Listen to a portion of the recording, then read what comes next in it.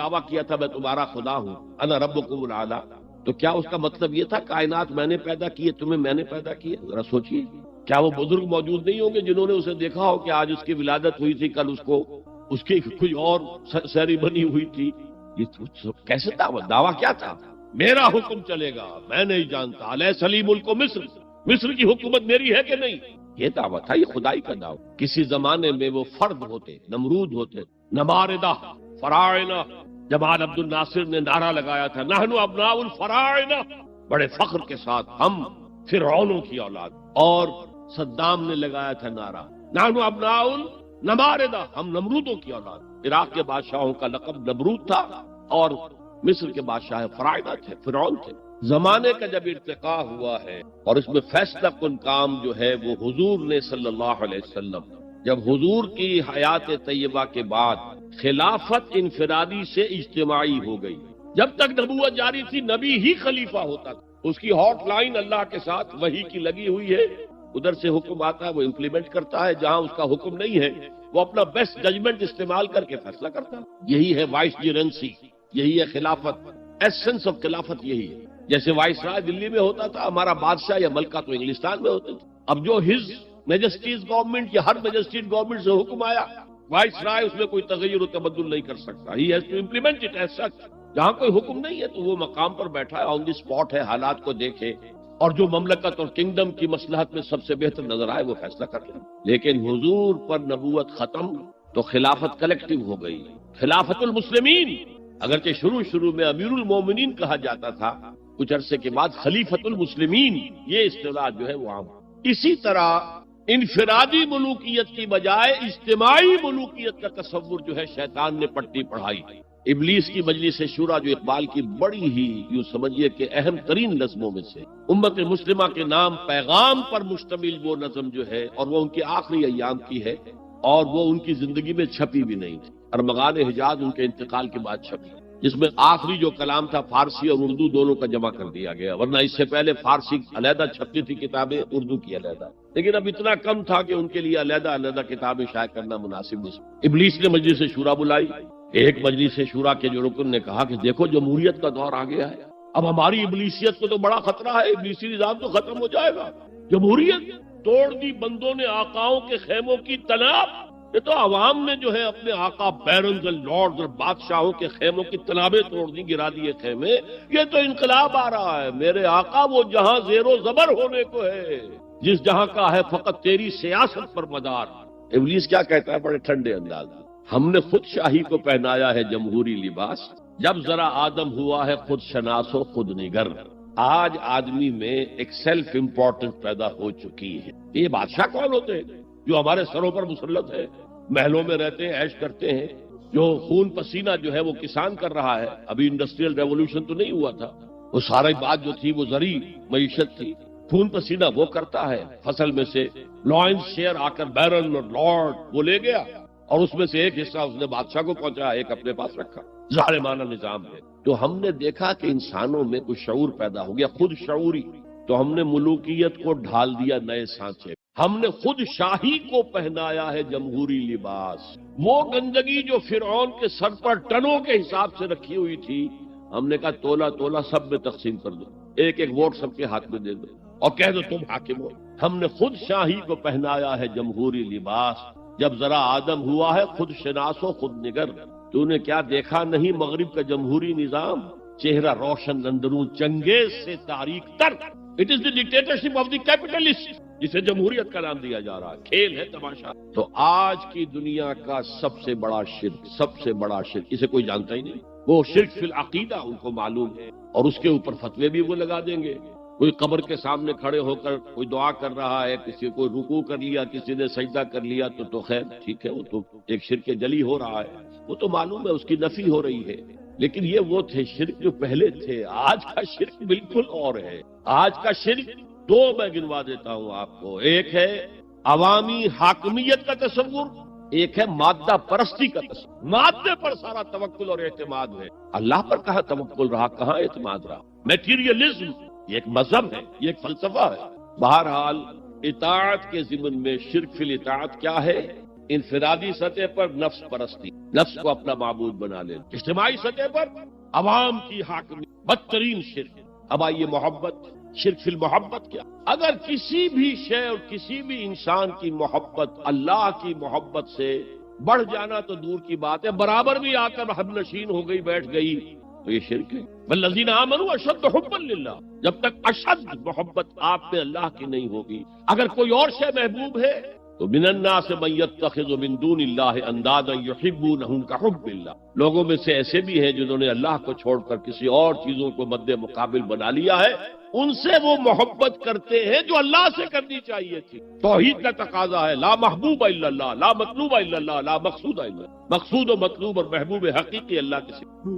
اور وہ آیت میں آپ کو سنا چکا ہوں، سورہ توبہ کی آیت نمبر 24، انتہائی لرزا دینے والی آیت۔ قل ان کان آباؤکم وابناؤکم واخوانکم وازواجکم وعشیرتکم واموال اقترفتموها وتجارۃ تخشون کسادها ومساکن ترضونها احب الیکم من اللہ ورسولہ وجہاد فی سبیلہ فتربصوا حتی یاتی اللہ بامرہ واللہ لا یہدی القوم الفاسقین۔ اے نبی، ان کے کان کھول دیجئے، اچھی طرح سنا دیجئے کہ اے لوگو، اے ایمان کے دعوے دارو، اگر تمہیں اپنے باپ، اپنے بیٹے، اپنے بھائی، اپنی بیویاں یا بیویوں کے لیے شوہر اور اپنے رشتہ دار اور اپنے وہ مال جو بڑی محنت سے کما کر کھتے بھرے ہوئے ہیں اور اپنی وہ تجارت جس کی کساد بازاری کا تمہیں اندیشہ رہتا ہے مندہ نہ ہو جائے، اور اپنے وہ محل، اپنی حویلیاں جو تم نے تعمیر کی ہیں اور بہت تمہیں محبوب ہیں، انہیں خوب فرنش کیا ہے، اگر یہ 8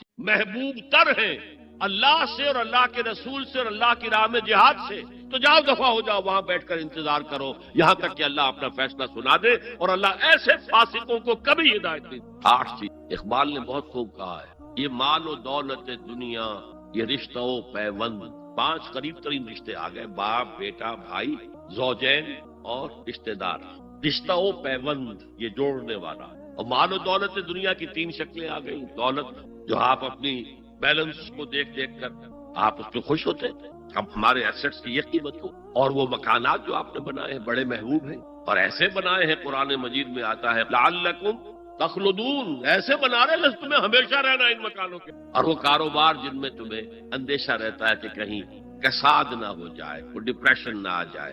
یہ 8 چیزیں، یہ مال و دولت دنیا 3، یہ رشتہ و پیوند، بتان وہم و گمان لا الہ، یہ سب وہم و گمان کے بت جن کی پرستش میں تم لگے ہو، ان سب کی پرستش چھوڑو تو لا الہ الا اللہ کہا۔ اب اس اصول کو بھی اپلائی کرنا شروع، آئیے انڈیویجول لیول، دولت کی محبت، اگر آپ کو دولت کی محبت آمادہ کرتی ہے کہ اللہ کے حدود کو پامال کر، حرام ذرائع استعمال کر، دولت آنی چاہیے، حلال سے ہو، حرام سے ہو، جائز سے ہو، ناجائز سے ہو، بائی ہوک اور بائی کروک دولت آنی چاہیے، تو آپ کی محبوب حقیقی کون ہوئی؟ دولت۔ یہ دولت آپ کی معبود، کون بڑے سے بڑا موحد اس شرک کا احساس ہے، اور حضور نے اس قدر کلیئر فرمایا ہے، تعس عبد الدینار و عبد الدرہم، ہلاک ہو گیا یا ہلاک ہو جائے، یہ کلام خبریہ ہے یا یہ بددعا ہے، تعس عبد الدینار و عبد الدرہم، درہم و دینار کا بندہ ہلاک ہو جائے۔ نام عبد الرحمن ہے، حقیقت میں عبد الدینار ہے،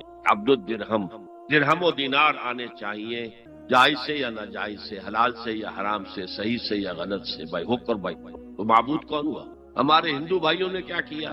لکشمی دیوی دولت کی دیوی ہے، اس کی پوجا کرتے کس لیے؟ مطلوب کیا ہے؟ دولت۔ اس کی پوجا وہ خوش ہو جائے تو دولت ملے گی۔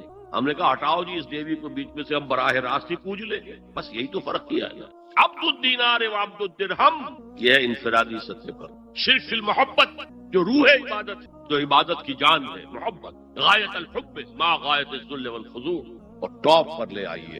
آج کی دنیا اجتماعیت کے میدان میں، اگرچہ اب زمانہ بدل رہا ہے، لیکن تقریباً 1 صدی سے نیشن سٹیٹس، وطن کی بنیاد پر قومیت، وطن محبوب ترین شے، جو شے میرے وطن کے لیے صحیح ہے وہ میں کروں گا، چاہے وہ غلط ہو، حرام ہو، اللہ کے قانون کے خلاف ہو، لیکن میرے وطن زندہ باد۔ یہ وطن پرستی، اس وطن پرستی کے مذہب کی ایک نماز بھی، ترانہ ہو رہا ہے تو کھڑے ہو جاؤ، قنوت، کھڑے ہو جانا عبادت کا، اس کا جھنڈا سلامی دو۔ یہ وطن کے معبود کے ریچولز، مذہب وطنیت. اسی لیے اقبال نے کہا تھا، اس کو سمجھا نہیں کسی. اس دور میں میں اور ہے جام اور ہے جم اور، ساقی نے بنا کی روش لطف و ستم اور، تہذیب کے آزر نے ترشوائے صنم اور. آج کا صنم، آج کا بت کون ہے؟ تہذیب کے آزر نے ترشوائے صنم اور، مسلم نے بھی تعمیر کیا اپنا حرم اور. ان تازہ خداؤں میں بڑا سب سے وطن ہے، جو پیرہن اس کا ہے وہ مذہب کا کفن. خدا پرستی، یہ وطن کی لکیر سے تم اور ہو گئے، میں اور ہو گیا. لکیر انسانیت منقسم. جو تمہارے وطن کے لیے ٹھیک ہے وہ تم کرو گے چاہے وہ اخلاقاً غلط، اور جو میرے وطن کے لیے ٹھیک ہے وہ میں کروں گا چاہے اخلاقاً غلط. یہ کون سا دین ہے؟ یہاں تو وطن تمہارا معبود بن گیا. پاکستان میں بڑا شور اٹھا تھا جب میں نے کہا تھا کہ جھنڈے کو سلامی دینا شرک ہے اور ترانے کے وقت کھڑا ہو جانا شرک ہے. اور میں کبھی بھی تقریبات میں جاتا ہوں، اقبال ڈے ہو رہا ہے، کچھ اور ہو رہا ہے، میں ان تقریبات کا مقرر نہیں ہوں، لیکن جب بہت زور دیتے چلا جاتا ہوں. لیکن وہاں ترانہ پڑا جاتا میں بیٹھا رہتا ہوں، میں کھڑا نہیں رہتا. اور اس پر چیمیں گوئیاں ہوتی ہیں اخبارات کے. کہ میرے نزدیک یہ وطن کی نماز پڑھ رہے ہو، تمہارا یہ قنوت اور وطن کا ترانہ، اس میں حمد ہو رہی ہے وطن کا. یہ کیا ہے؟ آج شرک فی المحبت. آگے چلیے، شرک فی الدعاء. کسی کو مت پکارو کسی مدد کے لیے سوائے اللہ. وَأَنَّ الْمَسَاجِدَ لِلَّهِ فَلَا تَدْعُوا مَعَ اللَّهِ أَحَدًا. اللہ کے ساتھ، یعنی ایک تو یہ کہ اللہ کو چھوڑ کر کسی کو پکارنا، ایک ہے اللہ کے ساتھ اللہ کو بھی پکارنا، اوروں کو بھی پکارنا. بدترین شرک ہے دعا اللہ کے لیے، ندا اللہ. اس کا بھی ذرا میں تجزیہ کر دوں. دیکھیے، ایک ہے عام مادی قوانین دنیا کے جو ہے اس کے تحت کسی سے مدد چاہنا. بھائی ذرا مجھے پانی پلا دینا، یہ بھی آپ نے مدد چاہیے ہے نا. حضور کے بارے میں تو آیا ہے کہ آپ اتنے خوددار تھے صلی اللہ علیہ وسلم کہ اگر سواری پر ہوتے تھے اور آپ کا کوڑا نیچے گر جاتا تھا تو کسی سے یہ نہیں کہتے تھے کہ یہ کوڑا مجھے اٹھا کے دے، بلکہ خود سواری سے اتر کر کوڑا اٹھا. تو یہ جو قانون مادی ہے اس کے تحت مدد مانگنا کوئی بری بات نہیں ہے، کوئی غلط بات نہیں. ماورائی اعتبار سے، غیبی اعتبار سے کسی سے مدد مانگنا کسے باشد کوئی ہو، شرک. شرک سے دعا. ان المساجد للہ فلا تدعوا مع اللہ. ایک ہے استعارتن. استعارتن اقبال کہتا ہے ہمالا اے فصیل کشور ہندوستان. تو یہ خطاب بالکل ایک استعارہ سا. اسی معنی میں مولانا حالی نے اپنی مسدس کے اختتام پر جو مناجات لکھی ہے، اے خاصہ خاصان رسول وقت دعا ہے، امت میں تیری آ کے عجب وقت پڑا ہے. وہ دی جو بڑی شان سے نکلا تھا وطن سے، پردیس میں وہ آج غریب الغربا ہے. تو اس معنی میں اس لفظ استعمال ہو جائے تو اس پر بہت زیادہ الرجک بھی نہیں ہونا چاہیے. لیکن غیبی طور پر کسی کے بارے میں یہ عقیدہ رکھ کر کہ وہ میری مشکل کشائی کر سکتا ہے، حاجت روائی کر سکتا ہے، میری مدد کر سکتا ہے، یہ شرک ہے. اور اس کے شرک ہونے میں کوئی شک نہیں. ان المساجد للہ فلا تدعوا مع اللہ احد. اب دیکھیے ہمارے یہ فرشتے یہاں بیٹھے ہیں نا، ہم کہہ سکتے ہیں ذرا بھائی میرا یہ کام کر دینا؟ نہیں کہہ سکتے. جبرائیل کو پکار سکتے ہیں، اے جبرائیل ذرا میرا یہ کام کر؟ نہیں. وہ عالم غیب کی شے ہے. کسی ولی اللہ کی روح کو پکار کر کہنا کہ میری یہ مشکل دور کر دے؟ نہیں. اللہ سے کہیں، اللہ کو پکارے.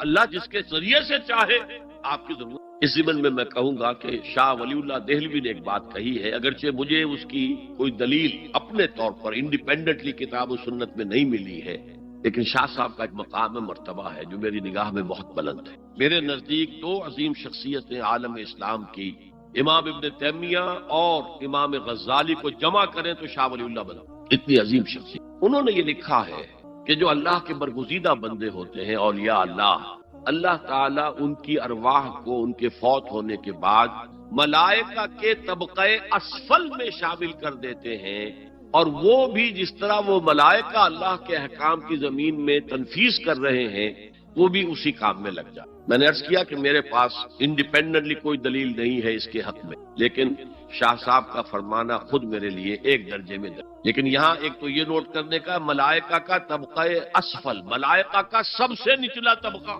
اور اللہ کے حکم کی تنفیذ کرتے تو فرشتے کر رہے ہیں وہ بھی ہوں. ہمیں سے کیا غرض ہے؟ ہم نہ فرشتے کو پکار سکتے ہیں اور نہ کسی ولی اللہ کو. پکارو اللہ کو. قال ربکم ادعونی استجب لکم ان الذین یستکبرون عن عبادتی سیدخلون جہنم داخل. تمہارا رب کہتا ہے مجھے پکارو، مجھ سے مانگو، میں تمہیں دوں گا، تمہاری دعا سنوں گا، قبول کروں گا. اور جو بربنائے تکبر مجھ سے نہیں مانگتے وہ جہنم میں داخل ہوں گے ذلیل و خوار. حضور نے ایک بات مجھے متن یاد نہیں ہے بہت پیاری فرمائی. دیکھو انسانوں سے تم مانگتے ہو تو ایک دفعہ تو اس کے ماتھے پر تیوری پر بل پڑ ہی جاتا، یہ کیوں میں نے سامنے ہاتھ سوال کیا، کیوں مجھے اس سے مانگ، چلیے بعد میں کچھ وہ دے ہی دے کہ ناگوار گزر۔ ارے اس سے مانگو جو کہتا ہے کہ مجھ سے مانگو اور میں دوں گا، وہ نہ مانگنے پہ ناراض ہے، اس سے نہیں مانگتے۔ رات کے آخری ساعتوں یا جسے آپ کہتے ہیں the small hours of the morning، حدیث میں آتا اللہ نزول اجلال فرماتے، جس کو ہم نہیں جانتے کیسے نزول، ذات باری تعالیٰ اور اس کے متعلقات کے بارے میں جو بات آ گئی قرآن میں حدیث میں وہ ہم مانتے ہیں، کیسا یہ ہم نہیں جانتے، اس کا ہاتھ ہے کیسا ہے ہم نہیں جانتے، اس کا چہرہ ہے کیسا ہے ہم نہیں جانتے، اس کی ساق ہے، اس کی پنڈلی ہے کیسی ہم نہیں جانتے، وہ سنتا ہے کیسے سنتا ہے ہم نہیں جانتے، کیا اس کے کان ہیں، کیا اسے بھی ساؤنڈ ویوز کی ضرورت ہے سننے کے لیے، وہ دیکھتا ہے کیسے دیکھتا ہے ہم نہیں جانتے، وہ اترتا ہے کیسے اترتا ہے ہم نہیں جانتے، جو قرآن میں آ گیا حدیث کے بس، باقی یہ متشابہات میں سے ہے، اس کی کھود کرید میں پڑو گے تو فتنے میں مبتلا ہو، ابتغاء الفتنۃ وابتغاء تاویلہ، لہذا حدیث میں آتا ہے کہ رات کے آخری ساعتوں میں اللہ سمائے دنیا تک اور پھر ندا لگتی ہے، حل من سائل فاعطیہ، ہے کوئی سوال کرنے والا مانگنے والا کہ میں اسے دوں، حل من مستغفر فاغفر لہ، ہے کوئی گناہوں کی معافی چاہنے والا کہ میں اسے معاف کر دوں۔ ہم انٹا غفیل سو رہے ہیں، ہم تو مائل بکرم ہے، کوئی سائل نہیں، راہ دکھلائیں کسے، رہنم منزل ہی نہیں، راہ کسے دکھائیں، اللہ کے راستے پر چلنے کا فیصلہ کرو، اللہ کی راہ میں جہاد کا فیصلہ کرو، پھر اللہ راستہ کھولے گا، والذین جاہدوا فینا لنہدینہم سبلنا، وہ لوگ کہ جو ہمارے راستے میں جہاد کریں، محنت کریں، مشقتیں کریں، ہم لازماً ان پر اپنے راستے کھولتے ہیں۔ اور دعا شرک فی الدعا، مانگو صرف اللہ اللہ، وہ چاہے کسی فرشتے کے ذریعے، چاہے کسی فوت شدہ ولی اللہ کی روح کے ذریعے سے، چاہے کسی کو بھی نہیں، براہ راست اپنے حکم سے، اس کی تو قدرت ہے جو چاہے کرے،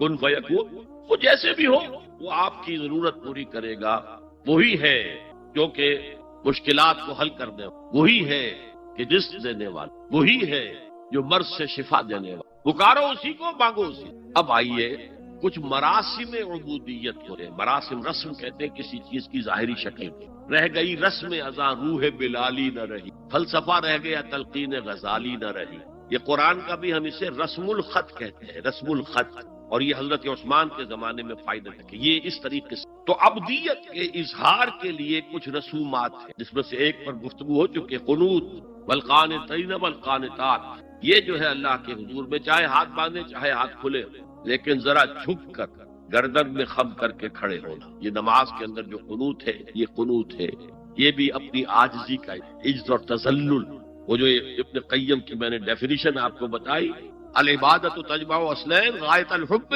وغایت الذل والخضوع، حد درجے میں اللہ کے سامنے پچھ جانا اور جھک جانا، گر جانا، رکوع سجدہ اللہ کے سوا کسی، اور اس معاملے میں دین محمدی جو اپنی تکمیل کو پہنچ گیا، الیوم اکملت لکم دینکم واتممت علیکم نعمتی ورضیت لکم الاسلام دینا، حضور کی بعثت سے قبل سجدہ تعظیمی جائز، کسی شخص کی تعظیم کے لیے، اس کی عزت کے لیے اس کے سامنے سجدہ کیا، حضرت یوسف کے سامنے ان کے والدین اور 11 بھائی سجدے، بچپن میں خواب دیکھا تھا اور 40-50 سال بعد اس کی تعبیر بالفعل ایک اس واقعے کے طور پر سامنے آ گیا، سجدہ کرنا، جھکنا، سجدہ کرنا، یہ جائز تھا سجدہ تعظیم۔ حضور پر شریعت مکمل، توحید مکمل، اب ہر نوع کا سجدہ حرام مطلق ہے سوائے اللہ کے۔ ہمارے مسلمانوں نے بھی اپنے دور ملوکیت میں سجدہ تعظیم کرا، عدالت کے اندر بادشاہ کے دربار میں جا رہے تو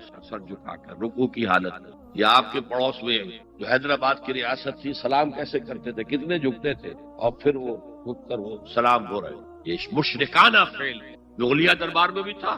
شیخ احمد سرہندی رحمۃ اللہ علیہ نے کہا غلط ہے، حرام ہے، جائز نہیں، دربار میں شکایت ہو، آخر مخبری کرنے والے بھی تھے، حاسد بھی تھے، وَمِن شَرِّ حَاسِدٍ إِذَا حَسَدَ، طلبی ہو گئی، بلایا گیا دربار میں حاضری، اور ایسا اہتمام کیا گیا کہ جب حضرت مجدد آگے آئے بادشاہ تک جانے کے لیے تو درمیان میں ایک دیوار سی حائل کر کے اس میں کھڑکی کھول دی کہ اس میں سے جھک کر گزریں گے نا تو رکوع کسی درجے میں تو ہو جائے گا، رکوع بھی سجدے ہی کی ایک شکل ہے، سجدے کا ہاف کہہ لیجیے، لیکن یہ کہ جب آیات سجدہ آتی ہے قرآن مجید میں، وہ عام نمازوں میں میں دیکھتا ہوں کہ وہ آیات سجدہ والی آیات پڑھی دی جاتی، حالانکہ ان کی ایک خاص کیفیت ہے، تراویح میں تو پڑھی جاتی ہے لیکن پہلے بتا دیتے ہیں کہ یہ دوسری رکعت میں یا پہلی رکعت میں سجدہ آ رہا ہے تو لوگ تیار ہو، رکوع بھی اگر فوراً ہو جائے آیت سجدہ کے بعد تو اس سے بھی اس سجدے کا حق ادا ہو جائے۔ بہرحال حضرت شیخ مجدد رحمت اللہ علیہ دربار میں آئے تو اس کھڑکی میں سے پہلے پاؤں گزارے، پھر جیل میں ڈال دیے گئے۔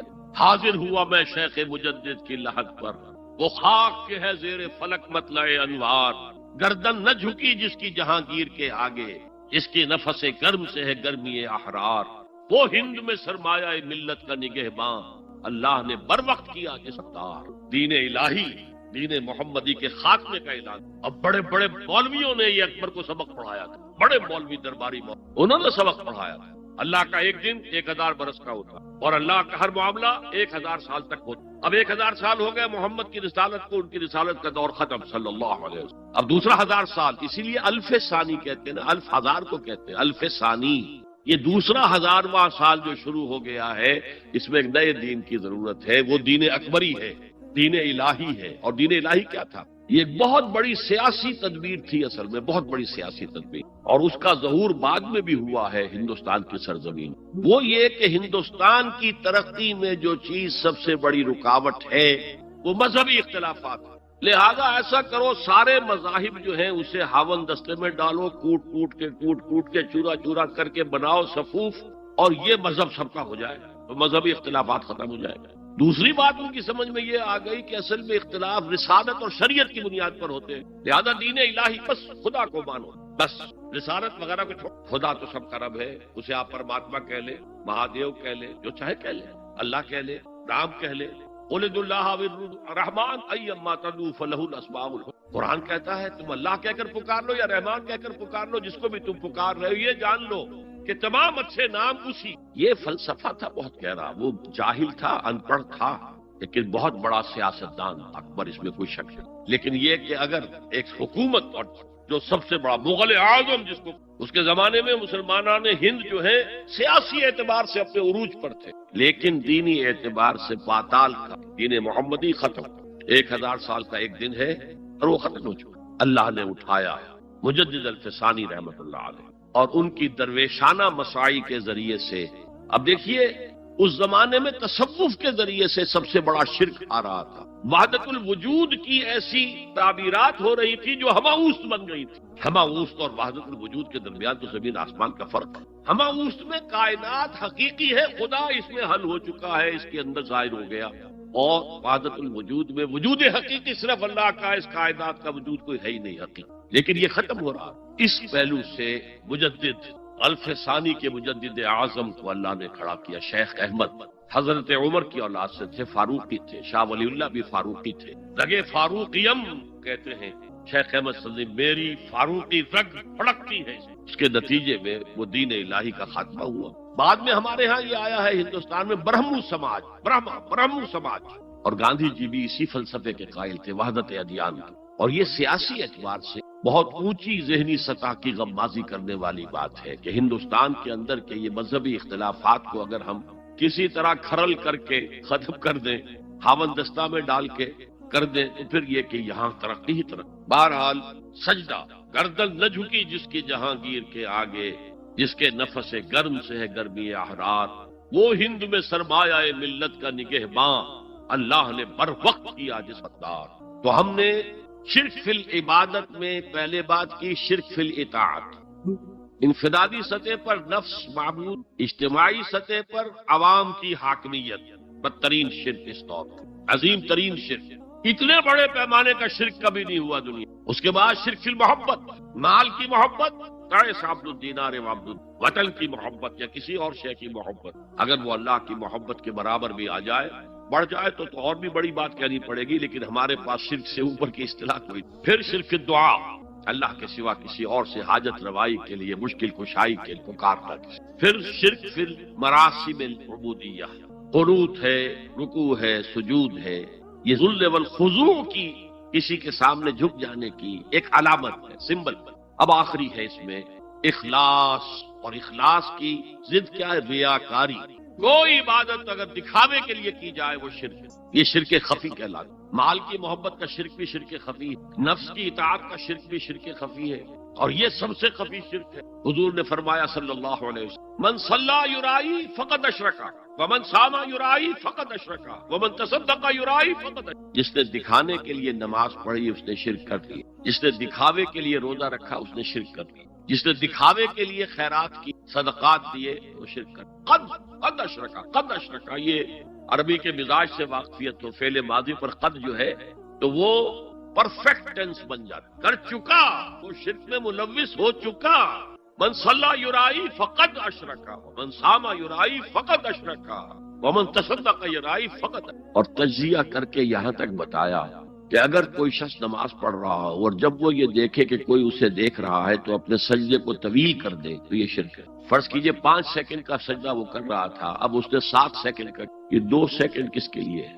اس ایک سجدے کے 2 مسجود ہو گئے، تو 5 سیکنڈ کا سجدہ تو اللہ کے لیے، 2 اس کے لیے شرک ہو۔ ایک اور بات فرمائی صلی اللہ علیہ وسلم، شرک خفی کو پہچاننا اور دیکھنا اتنا ہی مشکل ہے جتنا کہ کسی سیاہ شب تاریک رات میں کسی سیاہ پتھر پر چلنے والی سیاہ چیونٹی کو دیکھنا مشکل۔ تشبیہ کا بلاغت اور فساد کی انتہا ہے، جیسے میں نے عرض کیا تھا کہ ایک جوڑے کی 2 جوتیوں کے مابین جو مشابہت ہے، امت مسلمہ اور سابقہ امت بنی اسرائیل کی، ان کے اوپر جو حالات وارد ہوئے ان میں وہی مشابہت۔ تاریک شب ہے، سیاہ پتھر ہے، اس پر سیاہ چیونٹی رینگ رہی ہے، جتنا اس کو دیکھنا مشکل ہے اتنا ہی شرک خفی کو پہچان۔ کدھر کدھر سے آپ پر حملہ آور ہو جائے گا، کدھر کدھر سے آ کر آپ کی عبادت میں، آپ کی توحید میں نقب لگائے گا، اس کا آپ کو اندازہ ہو نہیں سکتا۔ بڑا مشکل، بہت زیادہ چوکس رہنے کی۔ اور اس کا علاج بتایا گیا ہے خاص طور پر عبادات کے ذمہ کہ کچھ نہ کچھ عبادت نفل بھی کی جائے، اور نفل عبادت اس طور سے کی جائے کہ کسی کو پتہ نہ۔ اب ہمارا حال یہ ہو گیا ہے کہ ساری، اگر کوئی عشاء کی 17 رکعتیں پڑھتا ہے، سب کی سب مسجد میں پڑھتا ہے، حالانکہ صحابہ کے دور میں مسجد تھی فرائض کی ادائیگی، باقی جا کر نماز گھر میں پڑھو گے وہ افضل ہے۔ اور نوافل تو خاص طور پر اگر کسی کو تہجد کی توفیق ہو گئی ہے تو کسی نہ کسی طرح ڈھنڈورا پیٹے گا، اسے جی کیا کرے، رات کو جاگنا ہوتا ہے، طبیعت جو ہے بڑی بھاری رہتی، ہو گیا اپنا ڈھنڈورا پیٹ دیا، تو اس سے تو مرض اور 2 حادثہ ہو جائے، ریاکاری اور بڑھ جائے گا۔ اسی طریقے سے صدقات نافلہ فرمایا ایسے دو کہ داہنا ہاتھ جو کچھ دے بائیں ہاتھ کو پتہ نہ چلے، کسی کو پتہ۔ اس سے وہ ریاکاری کی جڑیں کٹتی ہیں، ریاکاری کی جڑیں جو ہیں دل کے اندر سے کٹتی، یہ علاج ہے ریاکاری کا، لیکن ریاکاری شرک۔ اب میں آخری بات پر آ رہا ہوں، آپ نے سوچا ہوگا کہ اس تجزیے کے تحت تو ہر گناہ جو ہے ادنا سے ادنا گناہ بھی شرک ہے۔ فجر کی نماز کے وقت اگر اٹھ کے نہیں گئے اور چادر یا کمبل کو سیدھا کر کے لیٹ گئے تو یہ شرک ہے۔ پھر کون سے گناہ ہے جو اللہ معاف کرے گا؟ یہ جو میں نے آیت آپ کو 2 دفعہ جو آئی ہے سورہ نساء میں سنائی، ان اللہ لا یغفر ان یشرک بہ ویغفر ما دون ذلک لمن یشاء، اللہ تعالیٰ اس کو تو ہرگز نہیں بخشے گا کہ اس کے ساتھ شرک کیا جائے، البتہ اس سے کم تر جس کو چاہے گا۔ تو جان لیجئے یہ جو باریک تجزیہ میں نے کر کے بتایا ہے یہ اپنی جگہ 100% درست ہے، لیکن ان میں جو یہ چیزیں ہیں، کوئی کوتاہی ہو گئی، کوئی گناہ ہو گیا، کوئی شریعت کی مخالفت ہو گئی، نفس کے کسی اس وقت کے دباؤ میں آ کر یہ گناہ شمار ہوں گے۔ اگر یہ آپ کی طبیعت ثانیہ نہ بن، اگر یہ آپ کی سیکنڈ نیچر بن گئے تو ایک گناہ بھی ساری تباہی لانے کے لیے کام۔ اگر آپ نے ڈیرے ڈال دی، غلطی ہو گئی، معافی مانگو، توبہ کرو، استغفار کرو، اللہ صاف کرو۔ نہیں کرو گے تو پھر ایک گناہ پر بھی دوام اگر ہو گیا اور اس گناہ نے ایک نے بھی تمہارا احاطہ کر لیا تو وہ جہنم میں خلود کی وعید قرآن، بلا من کسب سیئۃ وَأَحَاطَتْ بِهِ خَطِیئَتُهُ فَأُولَٰئِکَ أَصْحَابُ النَّارِ ہُمْ فِیہَا خَالِدُونَ۔ جو نہیں جس نے کوئی ایک بھی بڑا گناہ، چھوٹا نہیں، یہ چھوٹے چھوٹے گناہ جو ہوتے رہتے ہیں، گناہ کبیرہ، لمم جن کو کہا گیا ہے، اس کی اللہ تعالیٰ کے ہاں پکڑ نہیں ہے، بلکہ وضو کرتے ہیں تو ہاتھوں کے اس طرح کے گناہ وہ دھل جاتے ہیں، آنکھوں کے گناہ دھل جاتے ہیں۔ گناہ کبیرہ اگر ایک بھی کریا اور مستقل کیا اور اس پر ڈیرے ڈال دی اور وہ آپ کا احاطہ کر، آج کے دور میں سود کا نظام، سودی کاروبار، وہ تو آپ کا احاطہ کر گیا، آپ کے پورے وجود کا احاطہ کر گیا۔ بلا من کسب، اور کسبہ کہتے ہیں جان بوجھ کر۔ ایک ہے خطا سے ہو گیا، غلطی سے ہو گیا، وقتی طور پر کوئی تحریک ایسی ہو گئی، غلط ماحول میں بیٹھے ہوئے تھے، اس کے زیر اثر کوئی آپ سے بھی غلط حرکت سرزد ہو گئی، کبھی نفس کا جوش کچھ ایسا ہوا کہ آپ مغلوب ہو گئے، ٹھیک ہے، اسینشلی وہ شرک ہے، لیکن یہ شرک گناہ کے درد شمار ہوگا اگر آپ توبہ کر لیتے ہیں، رجوع کرتے ہیں، استغفار کرتے ہیں، اللہ بخشنے والا۔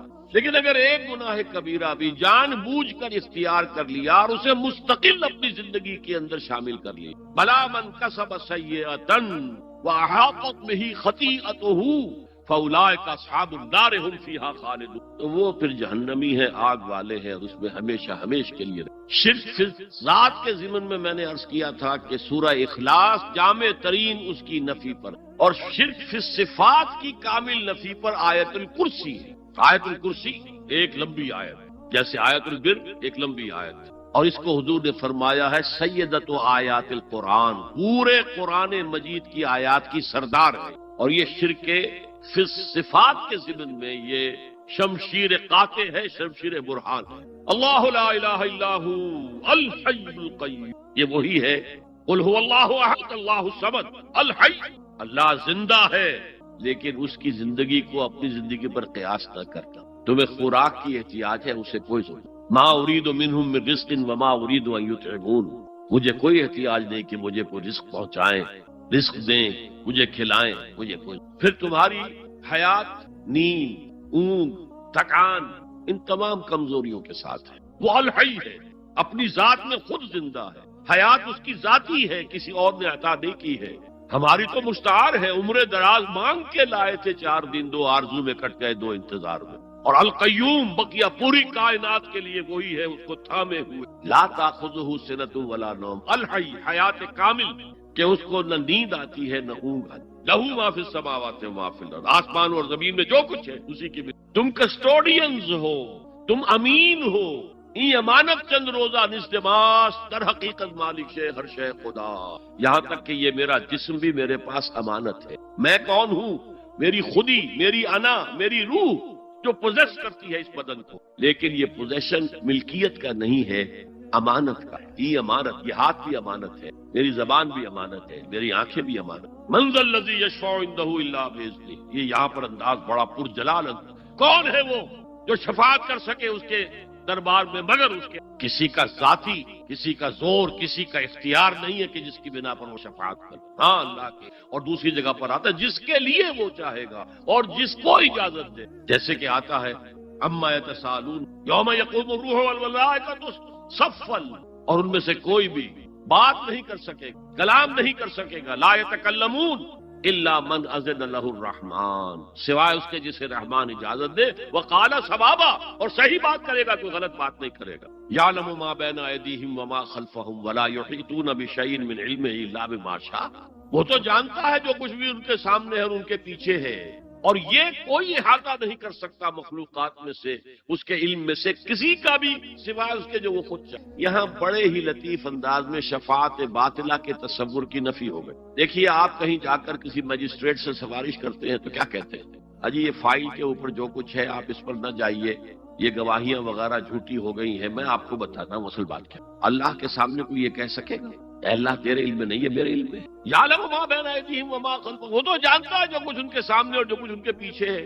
ولا یحیطون بشیء من علمہ الا بما شاء، اور ان میں سے کوئی بھی، جیسے کہ میں ابھی بتا چکا ہوں، بریلوی مکتب فکر بھی کہہ رہا ہے کہ اللہ کا دیا ہوا علم ہے، محمد اللہ کا جتنا ہے، لا محدود نہیں ہے، محدود قدیم نہیں ہے، حادث ہے، تو جتنا اللہ چاہتا ہے، جس کے لیے جتنا چاہتا ہے، لیکن اس کے علم میں سے احاطہ نہیں کر سکتا کوئی مگر جو وہ چاہتا۔ وسع کرسیہ السماوات والارض، اس کا اقتدار چھایا ہوا مستولی ہے آسمانوں پر بھی اور زمین پر۔ ولا یؤودہ حفظہما، اور اسے عاجز نہیں کر سکتی ان دونوں کی حفاظت۔ قیوم وہی ہے، صمد وہی ہے، لیکن اسے کوئی تکان تاری نہیں، عاجز نہیں۔ یہ اصل میں نفی ہے جو تورات حافظے سے مرتب کی گئی تھی۔ 587 میں نبوکدنضر کا جو حملہ ہوا تھا، اس میں اصل تورات گم ہو گئی، اس وقت سے آج تک وہ اصل تورات ان کے پاس نہیں۔ پیریڈ آف کیپٹیوٹی سے واپس آئے ہیں بیت المقدس میں، سائرس کے لطف و کرم کی وجہ سے، ذوالقرنین کے لطف و کرم کی وجہ سے،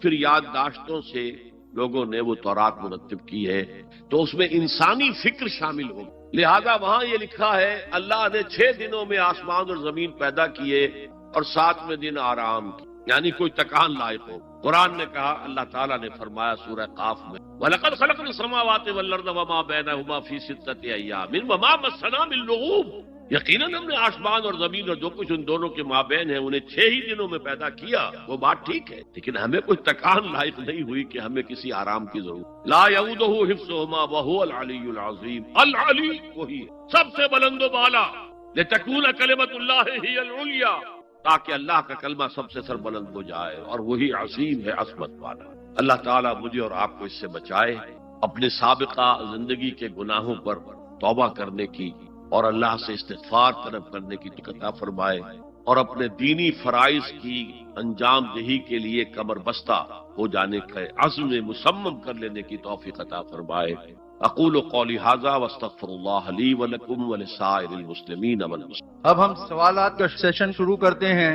پہلا سوال ہے، اگر کسی مسلمان کو یہ نہیں معلوم ہو کہ وہ جو کر رہا ہے وہ عمل شرک ہے یا نہیں، تو کیا اس کا یہ شرک معافی کے قابل ہوگا؟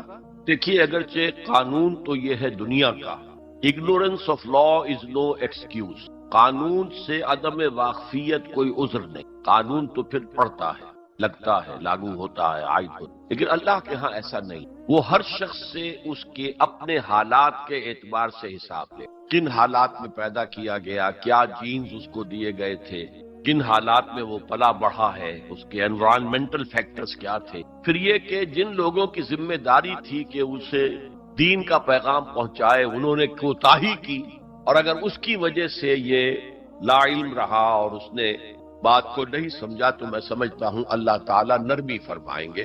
باقی یہ کہ بخشش یا سزا دینا یہ اللہ کا اختیار مطلق ہے، ہم کچھ نہیں کہہ سکتے۔ اللہ تعالیٰ ابو جہل کو بخش دے، ہم اعتراض نہیں کریں، اس کی مخلوق ہے جو چاہے کرے۔ اللہ تعالیٰ کسی نیک سے نیک آدمی کو جہنم میں ڈال دے، وہ کر سکتا۔